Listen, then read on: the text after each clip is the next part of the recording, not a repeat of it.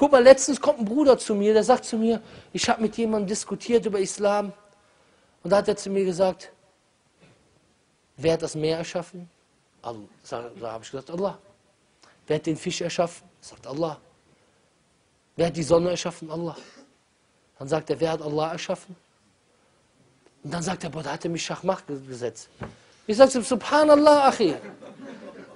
Das ist eine ganz einfache Antwort. Keiner. Ganz einfach. Er fragt, wer hat Allah erschaffen? Das keiner hat den erschaffen. Und dann sagst du, gehst direkt weiter, aber du hast gerade einen Fehler gemacht, denn du hast jetzt Allah mit der Schöpfung verglichen. Und du weißt, dass alles einen Anfang hat. Aber Allah sagt im Koran, nichts ist ihm gleich. Das heißt, alles hat einen Anfang außer Allah. Allah hat halt keinen Anfang und kein Ende.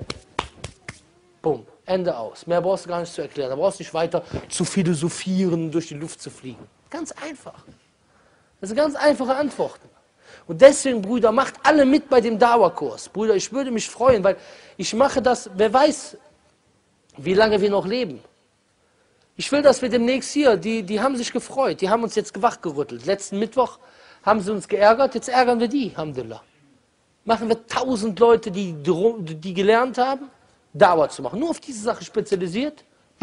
Und jeder macht in seiner Umgebung Dauer, überall wo er ist.